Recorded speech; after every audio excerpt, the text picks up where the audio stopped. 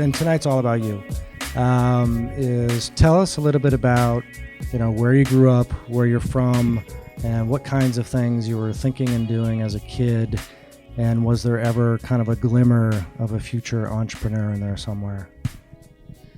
I can answer the last bit of it right away, which was no. I had no idea. Even in business school, I actually, I'll answer this backwards actually. So, Howard Tillman here, who runs 1871, was my professor of entrepreneurship at Northwestern, at Kellogg. And I remember a moment when he asked for a show of hands as to who wanted to start a company or be an entrepreneur. And I was sitting in the absolute back row, and I literally didn't know what it meant. I did not know what it meant. I grew up in India in a military family, in a Navy family.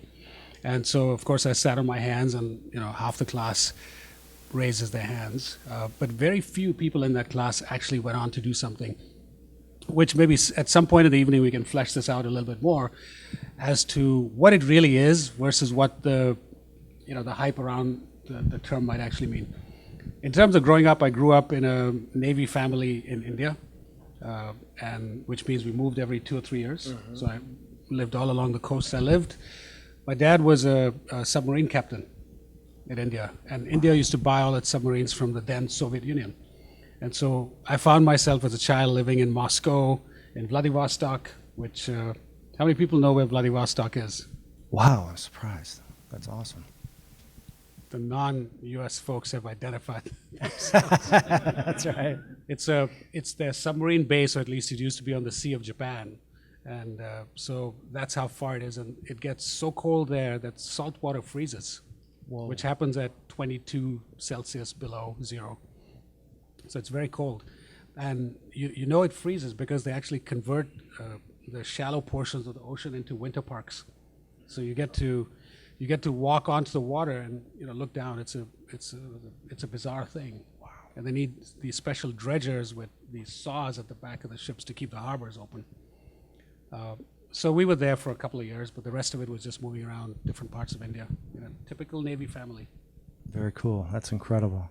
So what brought you to the U.S.? How did you get here? It was a bit of an accident, actually. I had graduated undergrad and was interviewing for a job. And I literally had no idea what I wanted to do. But the way it actually didn't matter in a sense, because it's not like we were offered up a lot of choices. You took the jobs that were given to you, and usually when you showed up at the interview, there were 30 or 40 other kids lined up looking for the same job.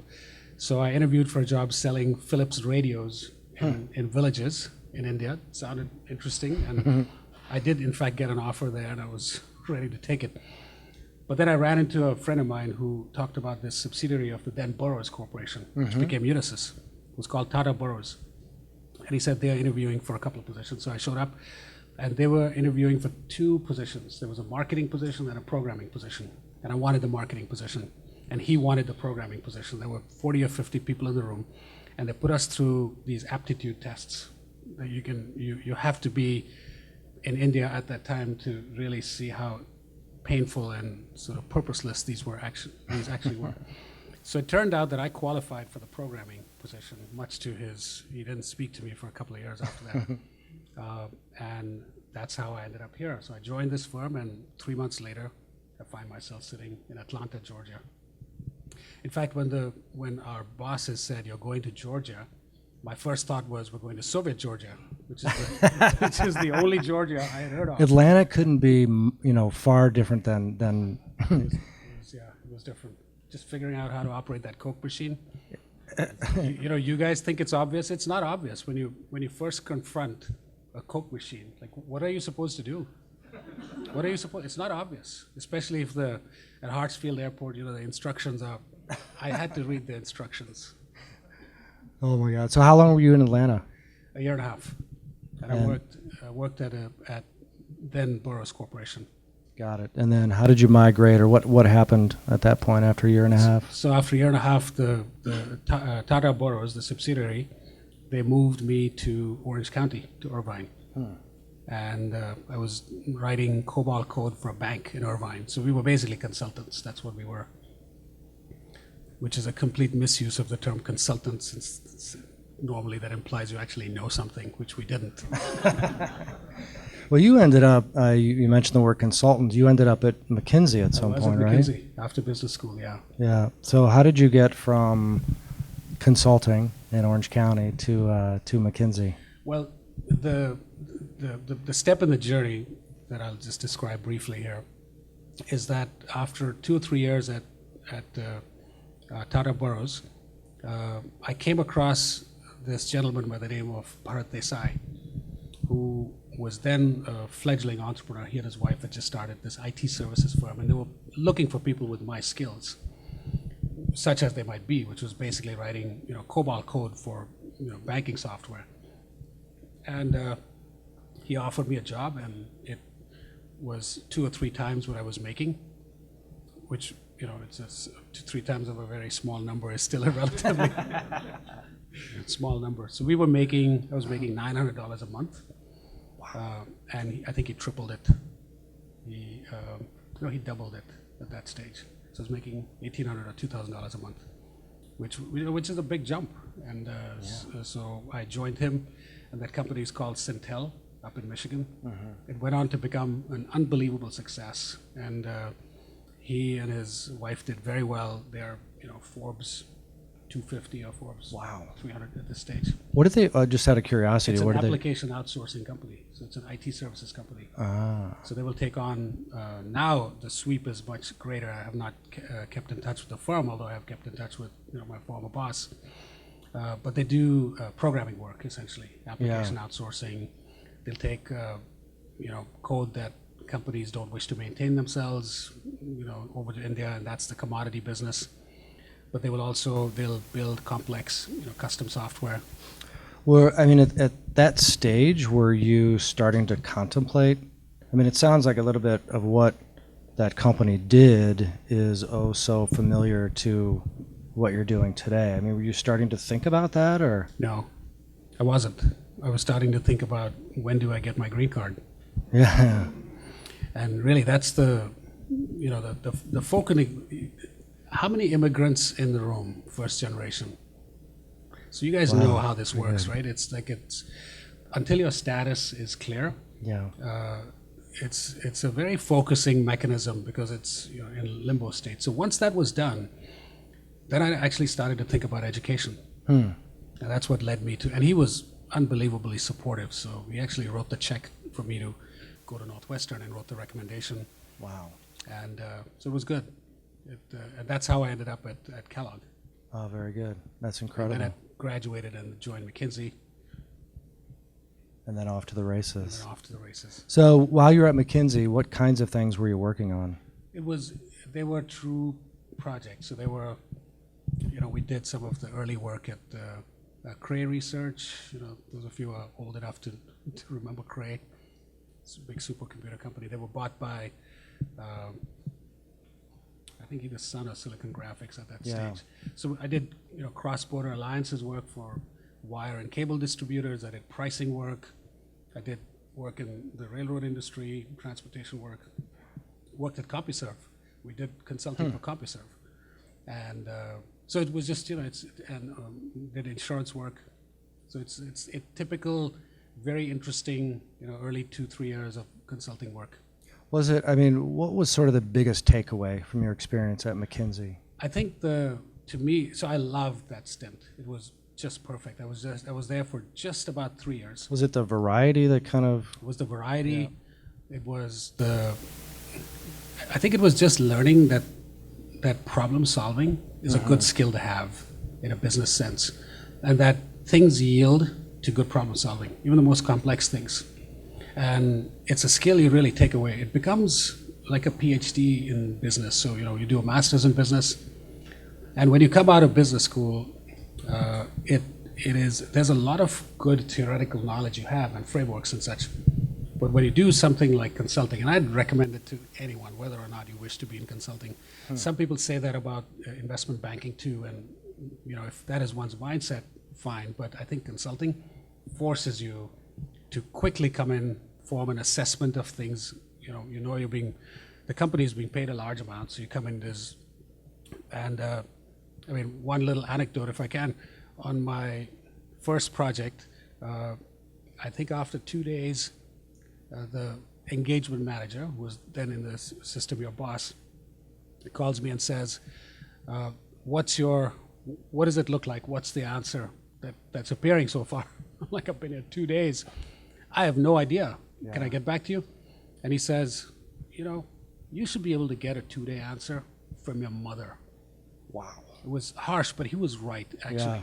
Yeah. And what he was right about is that at every step you should be sort of, like a asymptotic function. You should be approaching the answer. You don't suddenly wait a week and keep everybody hanging and then sort of miraculously show up with an answer. And he was right, and I actually took that to heart. And there's a systematic way of actually getting closer and closer, or ruling out things that don't work. So consulting's very good for that sort of thing.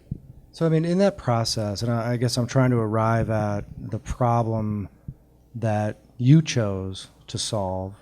How did you land on that? And maybe it would help in this discussion talk about what it is you do. Yeah. So Fieldglass is a software as a service platform, cloud platform in today's vernacular, that helps large companies who have large contingent workforces and other types of service providers like the Accentures and the Infosys of the world. It's a platform that helps them manage all of their buying and their procurement activities with those suppliers. So you can think of it as a services procurement platform. It handles all the financials, all the rules in different countries, all the currency issues, et cetera, dealing with managing a large contingent workforce. And if you have, if you're like a big bank that has, 10, 15, 20,000 contingent workers across the world, they create a serious management problem for the company. Yeah. Like, why are we paying what rates? Are they vetted? Are they afoul of some law? What system does that person have access to if he's Chinese, or that person have access to if they're Indian? People care about these things. They will actually limit access by nationality. If you're a defense contractor, they don't have a choice in the matter. And it's the perfect ultra-dull business that is made for computers. So there's a takeaway here. Find the deadliest dull process that no one wants to touch. Build a business around it. Solve it. Yeah. But how did you arrive at that? I mean, were you thinking about that at McKinsey? No, I wasn't actually. I wasn't thinking about anything. There's going to be a recurring theme here. Yeah. There's a lot of what's the word? Serendipity Yeah. here, which for those of you who like your words comes from, where does it come from? Prince Swarandeep of Sri Lanka, Serendip, because I think somebody couldn't pronounce Swarandeep, so it became Serendip. There were 3 or 4 princes who were just accidentally stumbling into all sorts of lucky things, hence serendipity. And that's really how it came to be. We were the 5th company to start, so the idea was not original by any means. What was original was the approach we took and the execution. And it's generally true for business ideas. There are very, very few things that are going to be truly original in their concept.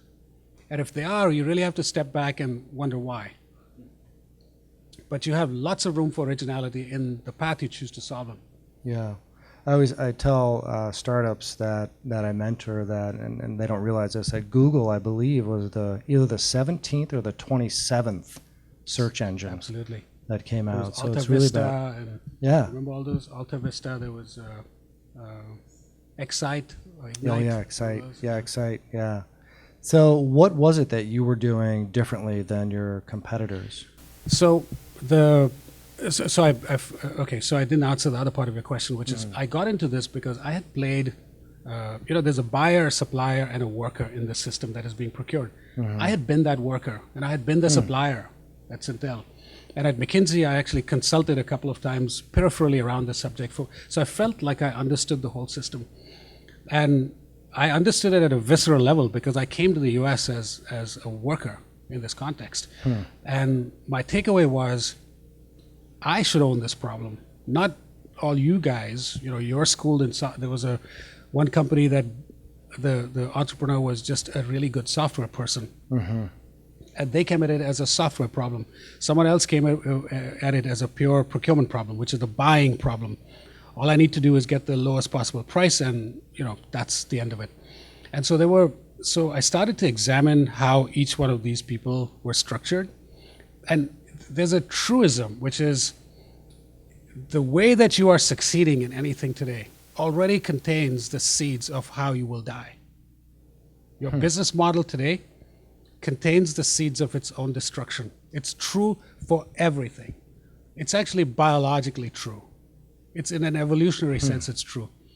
The creatures that could swim in the ocean with great fins and were exactly the ones that couldn't make it to ground, right? It's probably the inept swimmers who had, weak fins, etc., that translated best to the ground. It's actually a truism.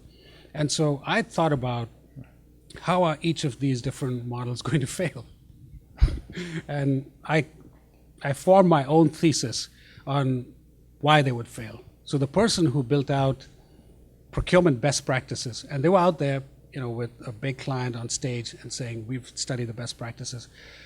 And my thought was, it doesn't work like that. These large firms, if you've ever sold into them, they don't give two bits about your idea of best practice. They're like, this is my practice. Make your software do my thing, not me do your software's thing. And so that was my thesis around that one, and so on. And the rest was just, enough. You just work yourself up to a state. I was talking to Joanna earlier. You just get to a point where you're going to jump off, and just the rest, you just take a chance. Did you jump off with somebody else at that point? No, but I did jump off with. I'd co-founded another company with some folks, and so the jump off is always alone. I want to emphasize that it doesn't matter who's with you. The jump off is alone. You might have people with you. Early team members, and I had amazing employees, 1, 2, 3, etc. But remember, they're going through their own journeys. They themselves are wondering what they're doing with you. And there are days when you're all wondering, what is this, when things aren't going right? And so there really are two journeys taking place. The outside journey, which looks like you have, people around you and so on. But then there's the inside journey that only you're aware of, where you wake up, completely panic-stricken at moments. Nobody sees that face. Right. You started Fieldglass alongside the other company. Was it almost the exact same time? They were separate. It was a year. It was a year after that one. How many people here are in like an early stage startup or contemplating an early stage startup? So, you've got the proverbial day job and then what you really want to do, or you're really doing what you want to do, and so on. And was there ever any conflict when you were... So you're 1 year into Fieldglass, and you've got how do you pronounce it? It's Quinox, is that? Quinox. Quinox. It was 1 year into Quinox. Into Quinox, and then Fieldglass came about. Was there ever any conflict with the two? No, because there were two other guys there. They wanted to run Quinox, and so we kind of just swapped out some stock, just as on a handshake. Very little arithmetic went into it, and this way you were ensured that you're sort of mutual supporters. And there's also an insurance policy here, which is if one doesn't, there's a high chance they'll both fail, but if one succeeds, then you still have something to show for it. It's not something I'd encourage designing that way, but it turned out that way. Yeah. So early on, were you the programmer? Like, were you actually writing code, or what? No, I wasn't. There was so my first two hires were Chris Mortensen, who was the designated salesperson, and there was Sean Chow, who's my longtime CTO, who left about a year ago. He built the product, so he and his team built the product. And so for those of you who are about to do a startup, shortly after you get your head examined for why you're doing this, and if you still pass that test, really the way to think about your early hires is not by title. It's thematically. I thought of it as I need two people. I need somebody to build it, whatever it is, and I need somebody to sell it. Somebody to build it, somebody to sell it. And if you frame it in those relatively holistic English-like terms, it allows you to cast a wider net than if you say, I need a VP of this, or I need a CTO. Because now you're saddling yourself with titles, the tyranny of the title, much too early. Right. What it did is it allowed me to hire Sean Chow, who was then a project manager at Andersen Consulting, the old Andersen Consulting. By title, not a logical fit, but absolutely brilliant in every respect, right? And he then built out the team that delivered, what we have. So I think we were able to avoid the tyranny of the title. How did you, I'm curious how you got your first client, because this is B2B, right? So, and I can't imagine there are millions of companies out there that would need your solution, I mean, at least at that point. Right. So how did you go about getting that first client? So our first client was Verizon Wireless. It was big.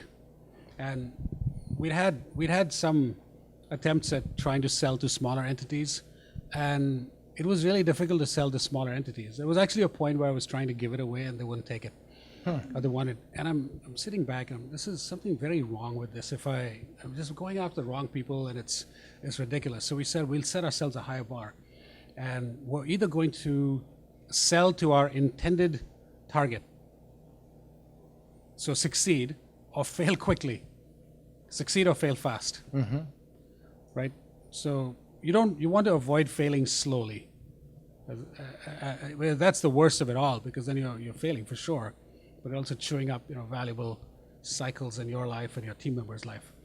And so with Verizon, the pitch really was, I remember sitting with the senior Verizon person, and he said, we have PeopleSoft here, and the CEO of PeopleSoft came in and said he can do the exact same thing and he'll do it at blah blah. And you guys don't even have a product. And my reaction was, what's your point? The product's not the reason to select us. The reason to select us is because for us, it's an existential issue. We need this to succeed. And therefore, your best bet is to, put your money on somebody who's going to die if it doesn't succeed. Not PeopleSoft, who has a gazillion other things. You'll never get that same attention. Yeah. And so some version of that pitch is what every entrepreneur in the room has to do with your first client, which is they're really buying into they're buying into you and the team. Yeah. And I firmly believe there's no replacement for that passion that you're going to bring into that room. Right. And certainly PeopleSoft was not bringing it into the room. They can't afford to. Yeah. As you have the problems of success at that point. Whereas, they're going to be saving it for some enormous deal that they have to collect a large check for. They're not saving it for this. So was there the proverbial oh shit moment when you got Verizon as a client, and then, oh my God, now we actually have to do this? I mean, what happened? There wasn't that moment, but there was a moment when they were about to go live, and that's when we saw our fates, the headstones lining up. And because when that switch turns and the first requisitions and the timesheets and all the financial data go through the system, it's got to be right. Otherwise, they will pull the plug on you. And that was an interesting moment. I remember we were all hands on deck. Every person is manning the phones, waiting for and we were lucky. It went well. And we felt like the Maytag repairman, waiting for that call that never came.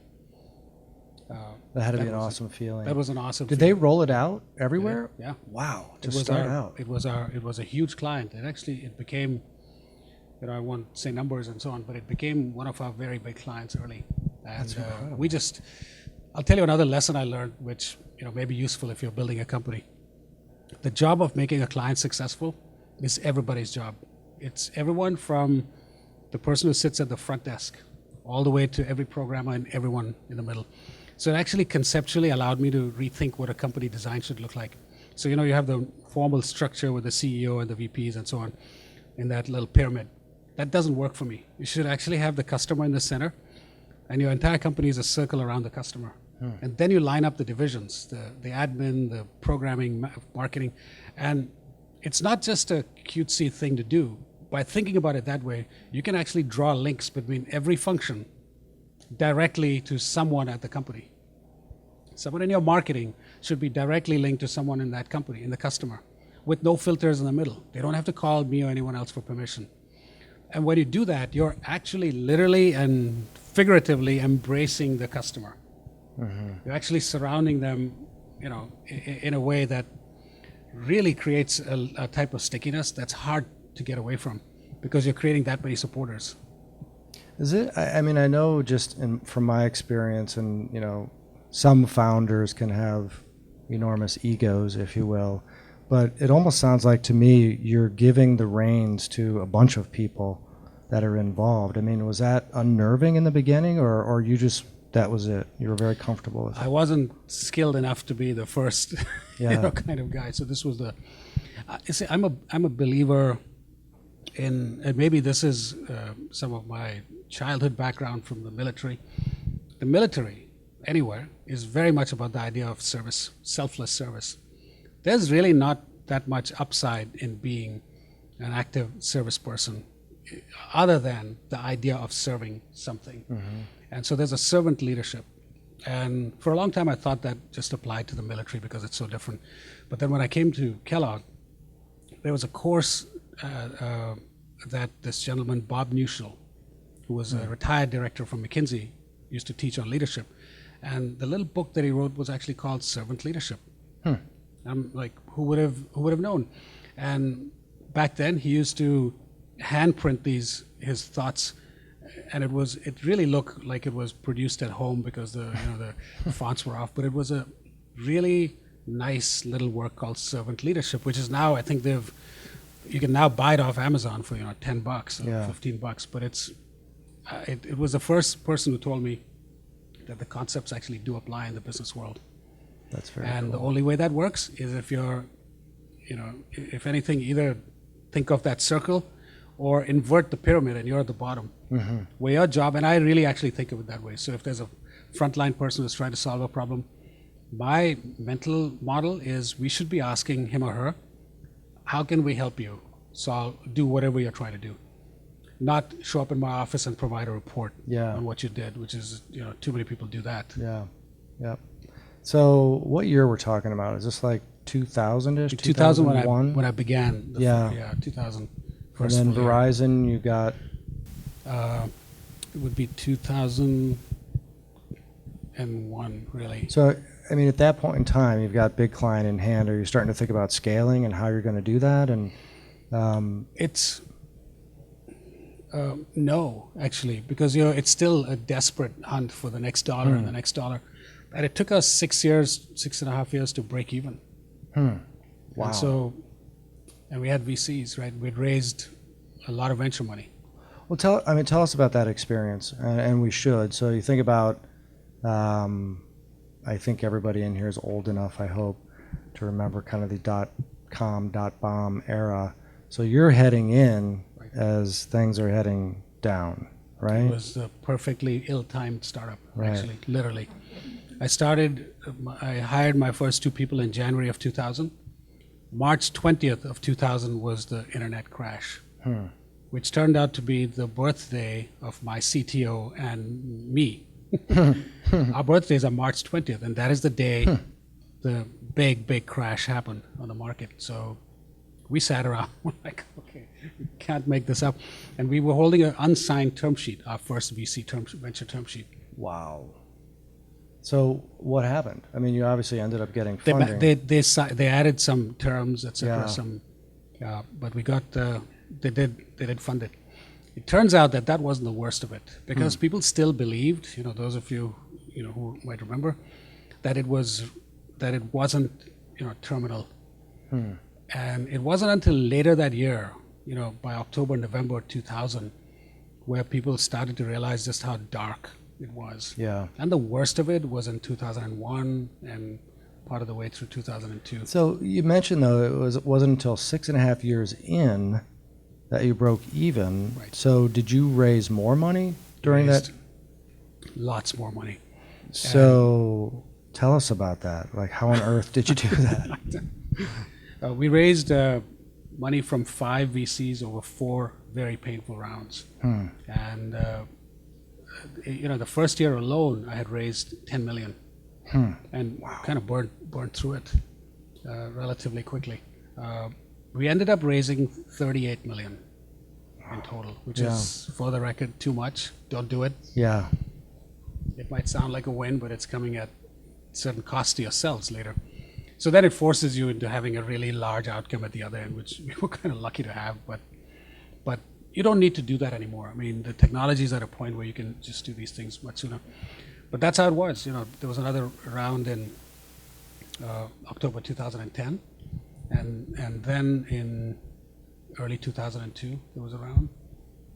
There was actually an interesting moment where, right at 9/11, 9/11, which was 2001, I was fundraising and I had 4 or 5 months of cash left, and I ripped out my Achilles tendon on the squash court and couldn't walk. And then 9/11 had just happened a month back, and all of a sudden the fate of the company suddenly was transformed. When I thought we had enough runway, 5 or 6 months of cash was reasonable at the time. Yeah. Then these two things happened, and so I couldn't move, or I couldn't move very well. And then 9/11 just caused everybody to shut down. No one's getting on planes. No one's investing in anything. You guys remember those times, right? It was no one knew what was really happening in the world or how serious it would be. That's really the first time I felt we might not make it. Yeah. Did you think about like just walking away, or just said, no, I'm in? Absolutely not. Yeah. Well, I literally couldn't walk away. Well, yeah. Good point. So, but no, I never thought of that. In fact, those are the moments, and they're going to happen in your own way, maybe less or more dramatic. But those are the moments where your team, you really actually come together, and you can actually feel the physical distance between the team reduce. It's uncanny, actually. You find you're sitting a little closer together, and your new like natural distance, your new social distance is a little more crunched up. It's this, and I actually get chills even thinking about that. And that's where we're gonna find a way. Like, this team will find a way, because everybody's in survival mode. Everybody's brains are firing. You're just thinking more clearly than ever before. And that's the drug of a startup, right? You cannot create that in any way other than through this method. And there's symbolism. So you also there's so much symbolism at that moment where you're looking for signs of light. And ours came. My symbolism was, I remember, on crutches with Chris Mortensen, my then head of sales. And we're at O'Hare, and the lines are snaking out the building, the security lines. I said, Chris, I can't even stand that long. And he looks at me and he says, wait a minute, you're handicapped, right? And I'm like, okay, never thought of myself that way. But he says, no. Yeah. So he gets a wheelchair and he says, sit down. And he takes me through the handicap line, and there were no lines. It was the fastest I have ever gone through O'Hare. That's incredible. And we get to the other side, and Chris and I look at each other and we say, did we just find like a wormhole in the universe, that transported us? And we really did. And it just takes those little things where, it lifts your spirits. And we laughed about it, and we then we found all sorts of, advantages to actually being handicapped. Like the hotel rooms at the Red Roof Inn, which was a frequent place we stayed at Hampton Inn, they're the closest to the door. And so then you can get there, or you can park in great spots in New York City. And so there are, you start to think of things really optimistically, and it's not just a mindset. Some of these things are actual advantages. Well, I missed that handicap tag. Yeah. So fast forward just a few years, but still before you were profitable. What were some of the other growing pains that you guys experienced? So you're scaling up, and how much of your team were like programmers and business development and so on? And there were a lot of developers. Yeah. And we did our development in India, which I would highly recommend. Those days, it was my background and some other senior people. My current CTO, Vish Balika, who was employee number 3 or 4, he really built out that offshore, bit. And all of a sudden, you're operating at a third of the development cost of your competitor, and you're operating at twice the speed because the time zone works in your favor. And so, a third the cost, twice the speed. At some point, that advantage starts to kick in. Yeah. And so we just became, more responsive. We had less money than anyone else. Chicago fundraising wasn't that easy back then. It's still not. It's much easier now. It is much easier now. So I would imagine your VCs might be getting a little impatient at that point, or were they still sticking with you? To say the least, they were. Yeah. It's not impatient. It's there's probably a frustration level that sets in among investors. Yeah. And a professional hazard of being a VC is that you're involved in a lot of things. You're on a lot of boards. So we would have board meetings, and we'd find ourselves repeating the same things that we covered because people weren't, tracking. It had become taxing. And the real challenge is how do you win that next customer and that next customer, because we hadn't figured out how to truly scale. Scaling really means that you're not exerting the same effort for the next sale as you did for the last one. Right? That's scaling. Otherwise, you're not scaling. Right. And every sale seemed like a custom sale, which is just as bad as having custom software. Right. So it took us a while to work through, how do you sell it? What's the value proposition? And the competition was just brutal, right? They were better funded. There were many of them. And there was a lot of that going on. So in the end, when you started becoming profitable, how did you win? What was the key? Well, the thing that comes to mind is that we came upon a type of partnering strategy that others had overlooked. And in this business, the suppliers, as I described, were these big firms, big staffing agencies and so on. Everyone else treated the staffing agency as someone to compete against, right? Because remember, they're the ones providing the workers. And so, of course, they're who we're going to squeeze with our pricing mechanisms and auctions and so on. And so they became viewed as the enemy in this industry. And they responded by saying, all right, fine, we're going to make life really difficult for all you tool providers too. The approach we took, and a couple of others, to be fair, took that approach too, was to say, we don't have the resources to have enemies of that size. And so how can we co-opt them? So we co-opted them. So we did it by figuring out what do we have that in a ideal safe space they would buy from us, and then what are they really afraid of from us. And we figured out that they don't really want to be in the technology business because it's too expensive. Staffing industry is a commodity business. It's got 3% net margin. When you're in a 3% net margin business, you should not be building software. It's just the math doesn't work. And now we build software. So we did a trade where we said, use our software and we will stay out of the business of managing these programs, which is what you do.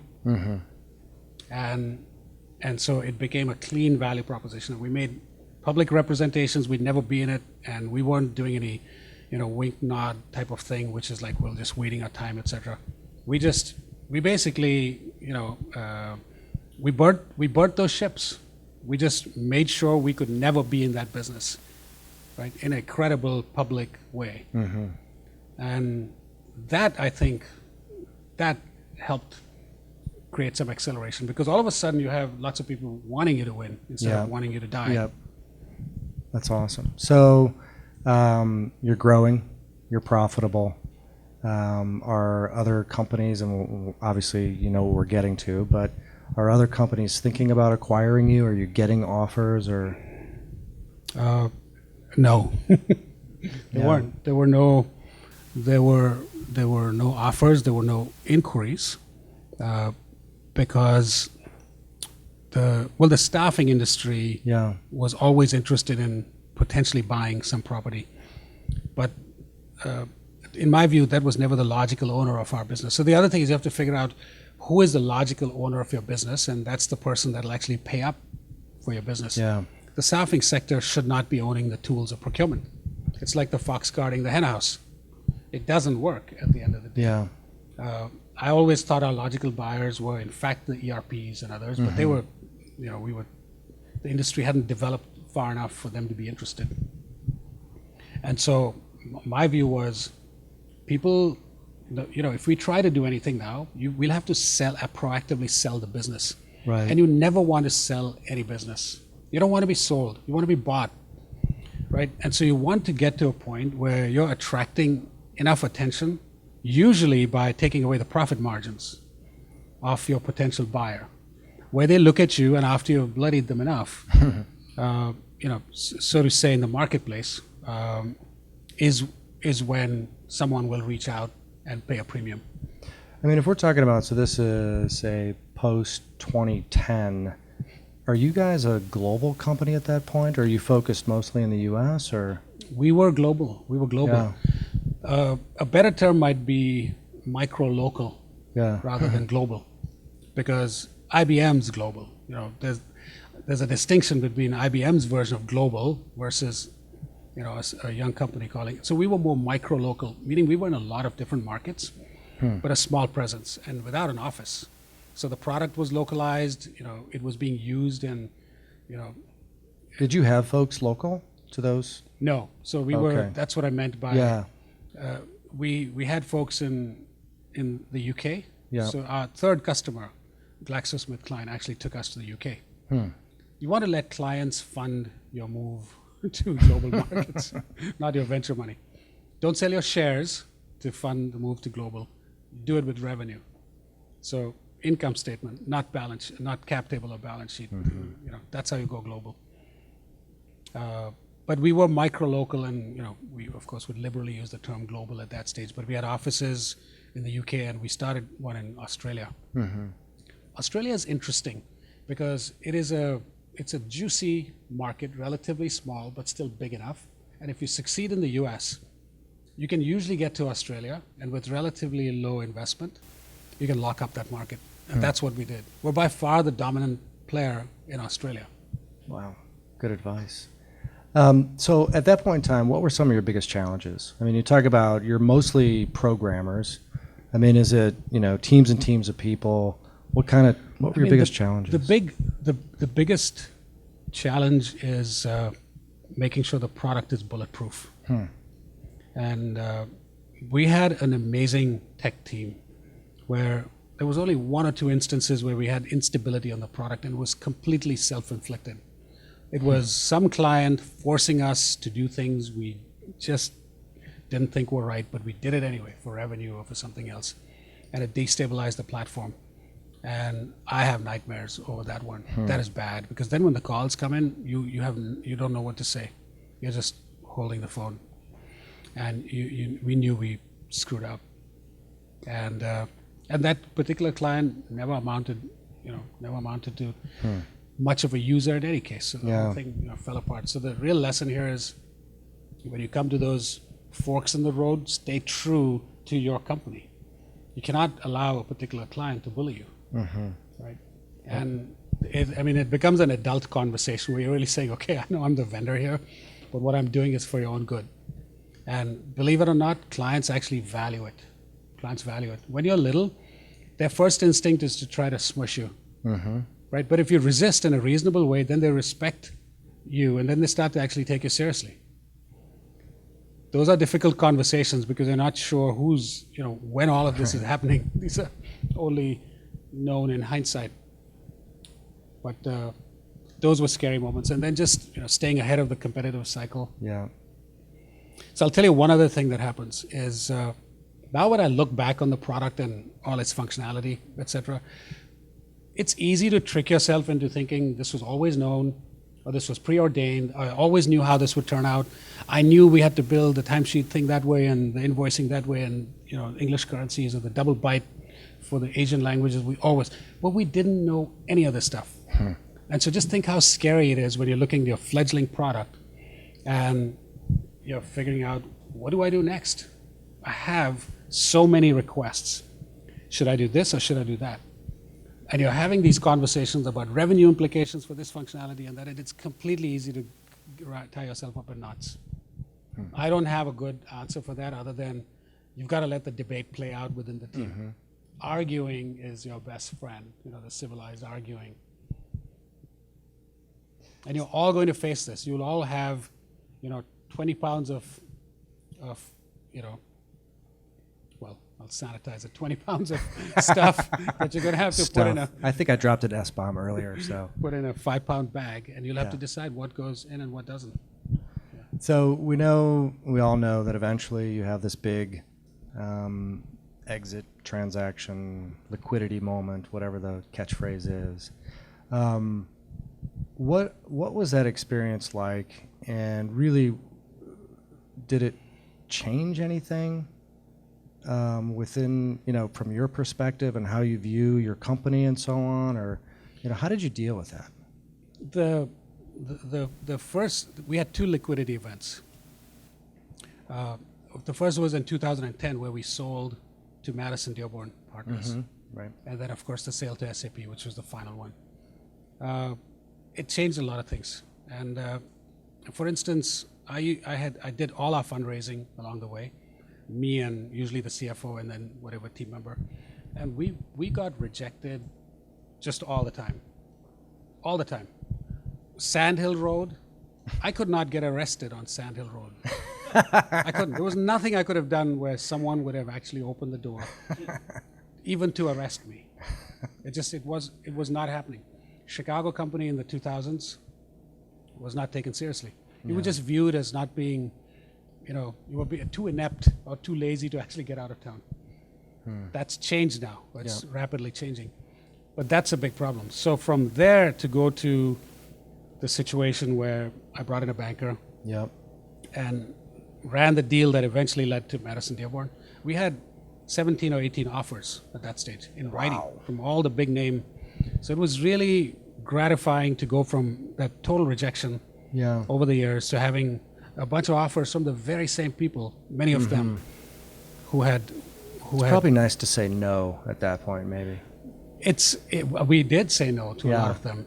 And, there is so you got to be grown up about these things too, right? Because they were perfectly rational with what they did at that stage because I didn't have anything.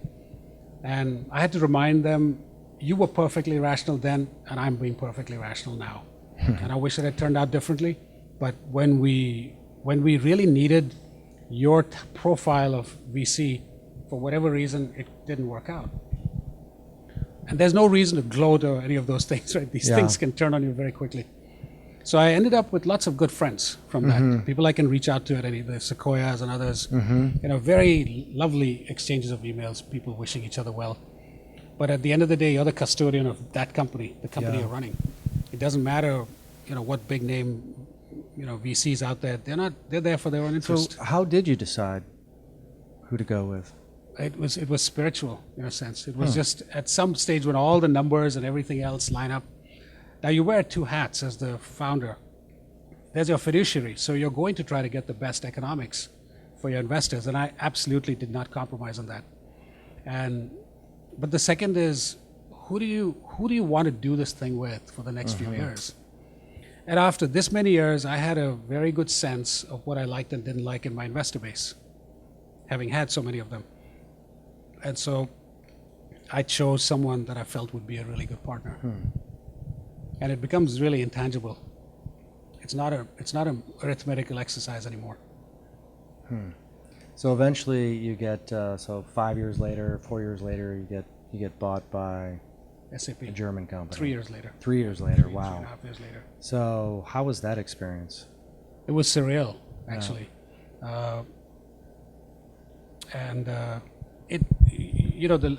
The lesson for me, or the skill that we have to develop, is to really put ourselves in the shoes of the buyer. Why should they buy you? And you really have to stop thinking about your version of your own company. You have to look at yourself as an outsider would look at you, with all the warts and things. And only when you understand their priorities, which in this case, this is not necessarily to do with SAP, but the list of buyers that were looking at us, I felt that they had, between their HR solutions and their procurement solutions, I felt there was a hole. It was a hole that was shaped like us. Or at least that was the. So you need a hole shaped like your company in the potential buyer's portfolio before they will get interested. And it's really your skill in telling that story and bringing it to life for the other side that will create the transaction.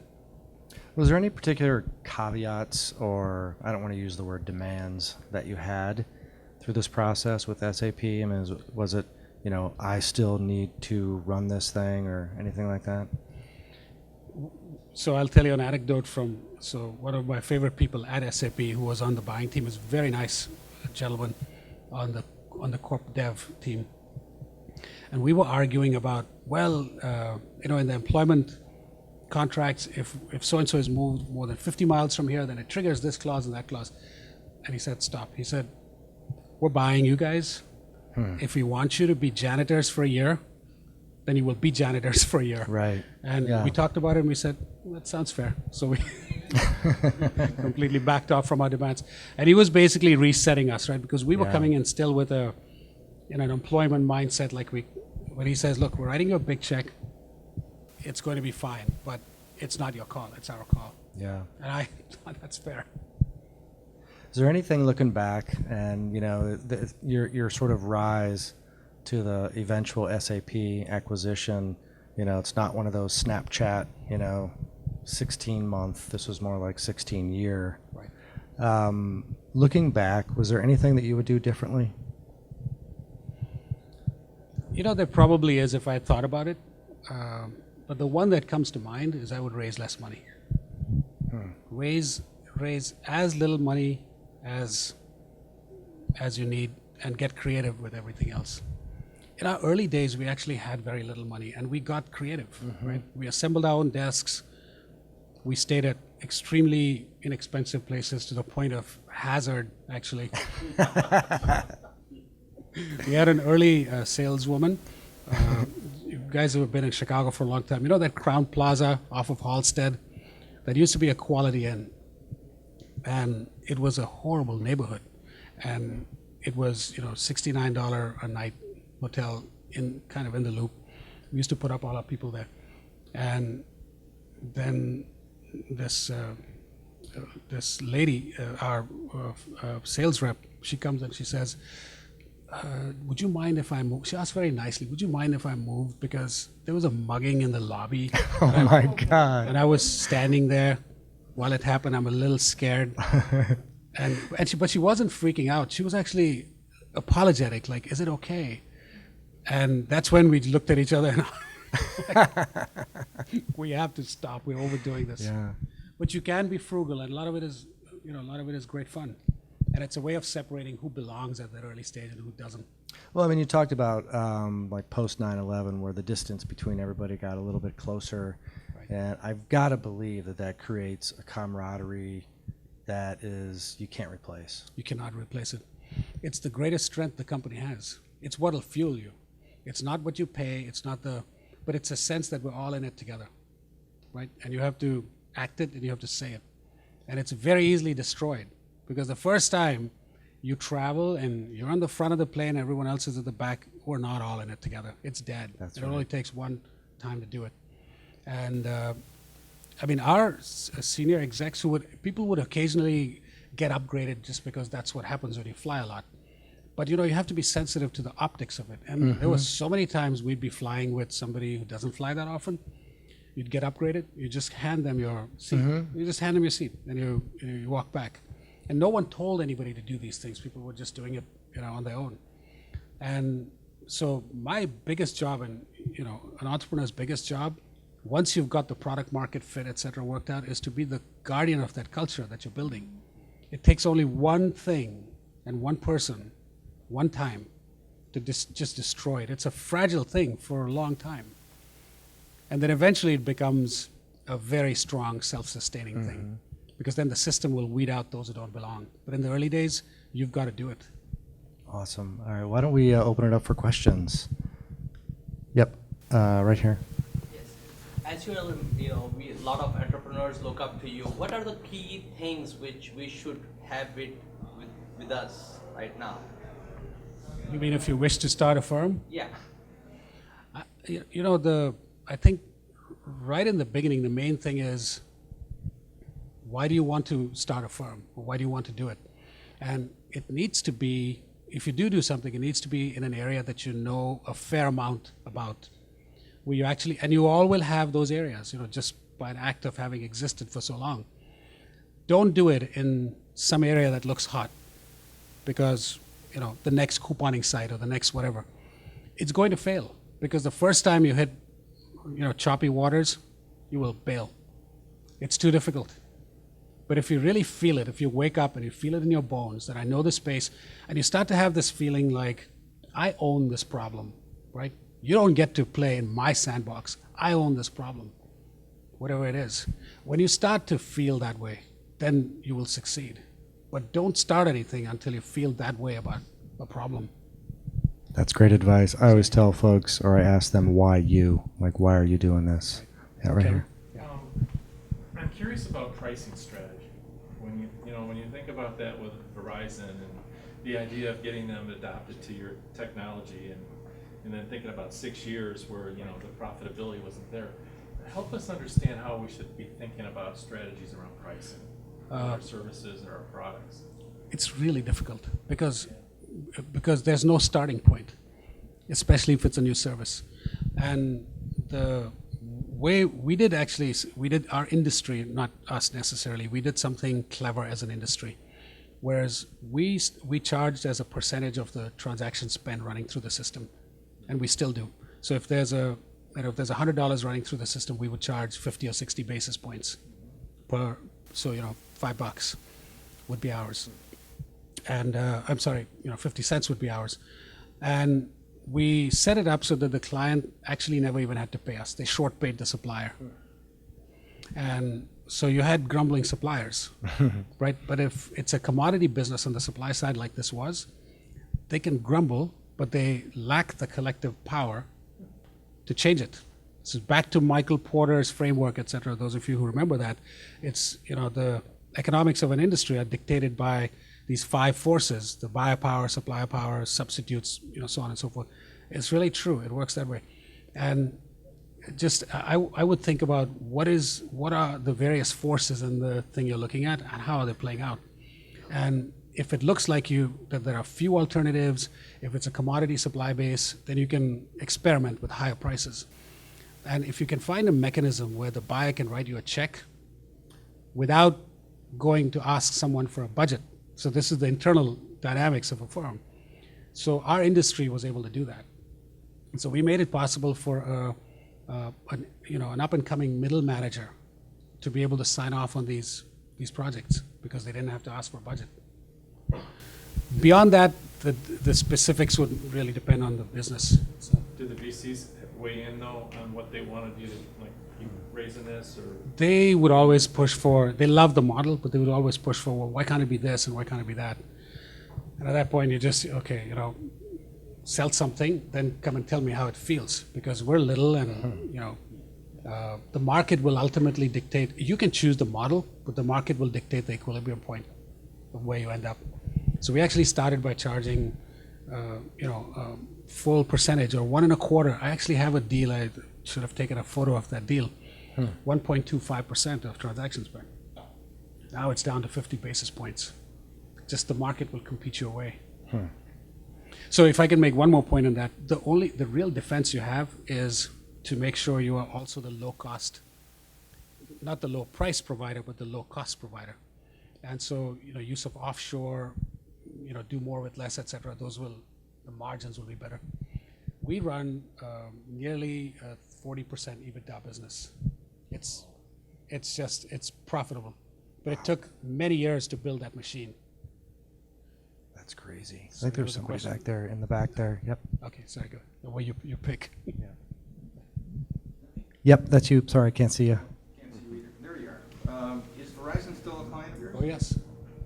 And how has that gone? Have they expanded what they do? We've expanded in a big way. If you followed Verizon, lots of M&A has taken place, so we've grown with them. Then we're in Vodafone, so they're a client. We're in the main Verizon Communications, so it's a huge deal now. And the beauty of these deals is that that as long as the problem remains, we remain. So it's truly is a perpetual deal. I mean, our customer retention is better than 99 point something percent over life. Do people still come in and try to steal your business with Verizon? Verizon itself will be happy to rebid it every 2 or 3 years. But beyond the point, and I shouldn't necessarily say Verizon, it's every firm, their procurement handbook. We'll delete that part out. The procurement handbook says you have to rebid everything every few years. But it increasingly it becomes sort of a price discovery mechanism. Because beyond a point when you're really delivering, the threat of removal loses any real credibility because their vast user base is trained up. It's like, what are you going to do? Go tell all the users that the thing that they love? So the biggest defense we have is make sure everybody loves the user experience. So the UX of whatever you're building has to be people have to fall in love with it. And if they do, then the end user is in fact your biggest ally. Yep, right here. Yeah. So, do you have any tips for working with